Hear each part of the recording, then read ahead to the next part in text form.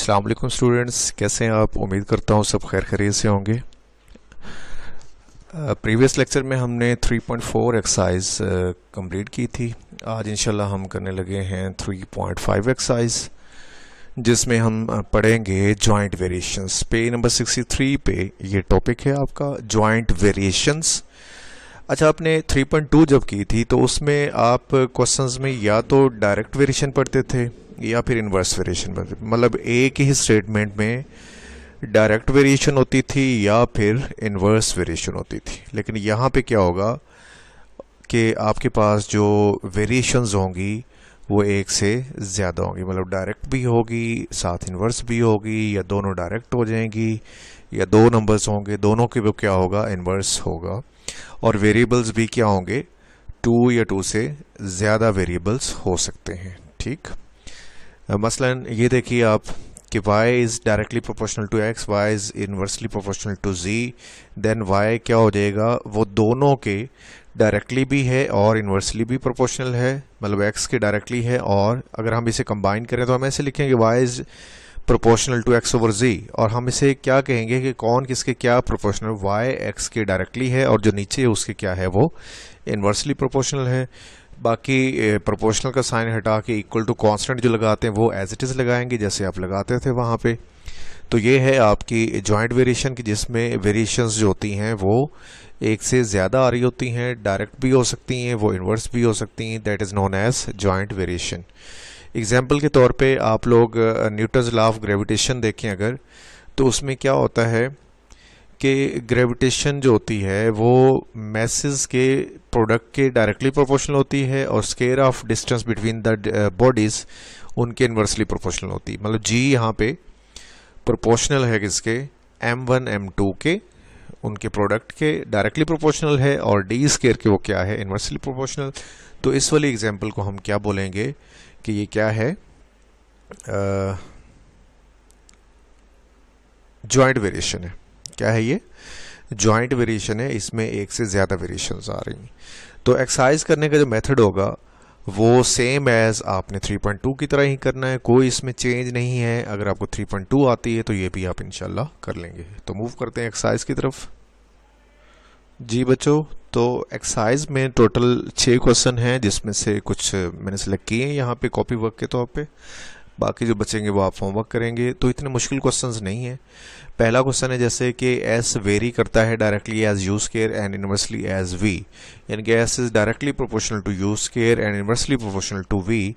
Then आपने क्या करना है कि s गिवन है, v गिवन है, u गिवन है। तो ये क्यों गिवन है, ये इसलिए होते हैं कि हम पहले क्या कर लें, k फाइंड कर लें। हमें करना क्या है इस क्वेश्चन में,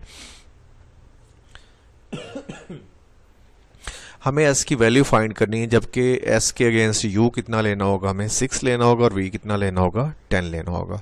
सॉल्यूशन की तरफ बढ़ते हैं। y is directly as u square and inversely as v, so हम क्या लिखेंगे, s is proportional to u square over v। अब आगे वही काम है, प्रोपोर्शनल का साइन हटाना है आपने, इक्वल टू लगाना है, कांस्टेंट लगाना है, और u स्केयर ओवर v वैसे आ जाएगा इक्वेशन नंबर 1 का नाम देके। सबसे पहला काम होगा k फाइंड करना। k के लिए आपने s, u और v पुट करना है। To find k put s equal to 7, u equal to 3 and v equal to 2 into equation number 1 put कर दीजिए। तो बच्चों इसे जब सॉल्व करेंगे, 3 का स्क्वायर 9, और ये 2 7 से मल्टीप्लाई हो जाएगा, 7 टू 14, और ये जो 9 बनेगा ये इधर आके डिवाइड हो जाएगा, तो k कितना आ जाएगा, 14 आ जाएगा। फर्दर हमने ये k पुट कर देना है यहाँ पे इक्वेशन नंबर 1 में। Put K equal to 14 over 9 into equation number 1, that is 14 over 9 multiply by u square over v। इसे हम इक्वेशन नंबर 2 का नाम देंगे। अब इक्वेशन नंबर 2 में 3 चीज़ें हैं, s, u और v। अब हमें क्वेश्चन के अकॉर्डिंग हमें क्या चाहिए, s चाहिए, तो हम u और v पुट कर देंगे। u हमारे पास है, v हमारे पास है, हम पुट करेंगे। To find s put u equal to 6, v equal to 10 into equation number 2। तो आपने u की जगह 6 लगाना है, v की जगह 10 लगाना है। 6 का स्केयर 36 हो जाएगा, और इस पूरे को सिंप्लीफाई करने के बाद हमारे पास s कितना आ जाएगा, 28 ओवर 5 आ जाएगा। ये कटिंग्स वगैरह करने के बाद, स्केयर लेने के बाद, सिंप्लीफाई करने के बाद जो फाइनल आंसर बचेगा वो 28 ओवर 5 बचेगा। सिंप्लीफिकेशन आप खुद देख लीजिएगा। क्वेश्चन नंबर 2 की जाने मूव करते हैं। If W varies jointly as X Y square and Z। बच्चों जब भी ये वर्ड आ जाए जॉइंटली वेरी करता है तो आपने उन तीनों का या उन चारों का, जितने भी वो कहेगा, आप 3 वेरिएबल कह रहे हैं ना यहाँ पे, तो आपने क्या करना है, इन तीनों का प्रोडक्ट लेना है और W को इनके डायरेक्टली प्रोपोर्शनल कंसीडर करना है। ठीक है, सॉल्यूशन में आप क्या लिखोगे कि W varies jointly as X Y square and Z, so W is proportional to X Y square Z। ये लिख देना आपने, तीनों का प्रोडक्ट लेके उनको क्या लिख देना है आपने, प्रोपोर्शनल के तौर पे W के साथ। अगला वही काम है, मेन चीज यही है कि आप किस तरह से ये अगर सही लिखते हैं तो आपका क्वेश्चन सही प्रोसीड होगा, अदरवाइज रॉन्ग हो जाएगा। आगे आप यही करते हैं कि प्रोपोर्शनल हटा के लगाते हैं, बाकी वही चीज़ वैसे आ जाएगी। सबसे पहला काम करते हैं आप के फाइंड करना, उसके लिए आपको W X Y Z put करना पड़ेगा, जो कि है W 5 है, X 2 है, Y 3 है और Z कितना है 10। ये हम इक्वेशन नंबर 1 में पुट करेंगे। W की जगह 5, X की जगह 2, Y की जगह 3, Z की जगह 10। तो ये सिंप्लीफाई करने के बाद हमारे पास कुछ आंसर आ जाएगा। 3 का square 9, 9 to 18, 18 10 180।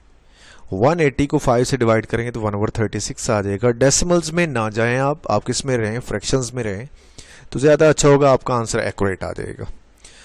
k equal to 1/36 आपने पुट करना है इक्वेशन नंबर 1 के अंदर। Put k equal to 1/36 into equation number 1, तो हमारी इक्वेशन नंबर 1 बन जाएगी 1/36 multiply by X Y square Z equation number 2 बन जाएगी। अब हमें इसमें क्या फाइंड करना है, W फाइंड करना, जबकि एक्स वाई Z हमें गिवन होगा। तो हम लिखेंगे to find W put x equal to 4, y equal to 7 and Z equal to 3 into equation number 2 put कर दीजिए। ये सारा जब सिंप्लीफाई होगा तो आपको इसे आप इक्वेशन नंबर 2 नाम देने की ज़रूरत नहीं है, यहाँ तक कि इक्वेशन नंबर 2 कह दें।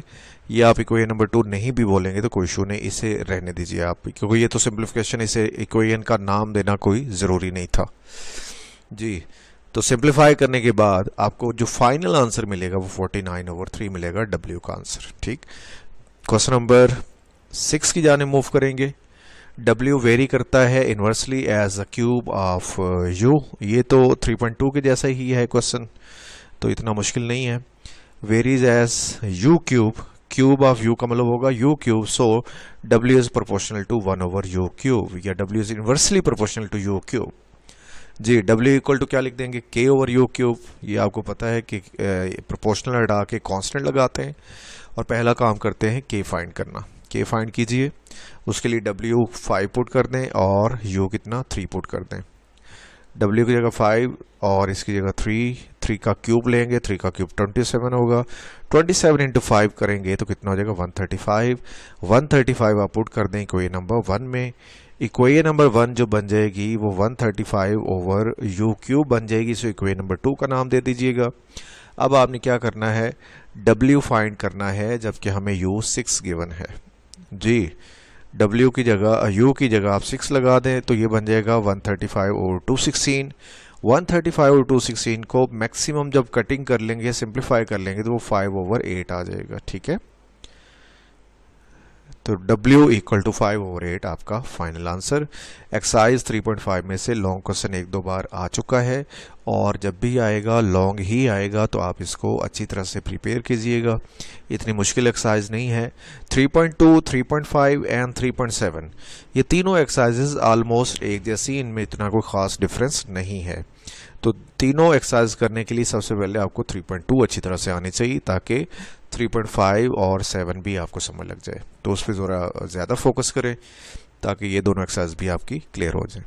तो आज का लेक्चर हमारा क्लोज हुआ। कल हम इंशाल्लाह नेक्स्ट एक्सरसाइज 3.6 एक्सरसाइज स्टार्ट करेंगे, जो मोस्ट फेवरेट एक्सरसाइज है। मैंने 2 बताई थी आपको, 3.4 और 3.7। तो कल वाली एक्सरसाइज जो हमने कल के लेक्चर में करनी है वो भी इंशाल्लाह बहुत ज़्यादा इंपॉर्टेंट है और बहुत ज़्यादा फेवरेट एक्सरसाइज से माना जाता है, क्योंकि बोर्ड में लॉन्ग क्वेश्चन बहुत ज़्यादा दफ़ा उसमें से आ चुका है। तो मिलते हैं इंशाल्लाह कल, तब तक के लिए अल्लाह हाफिज़।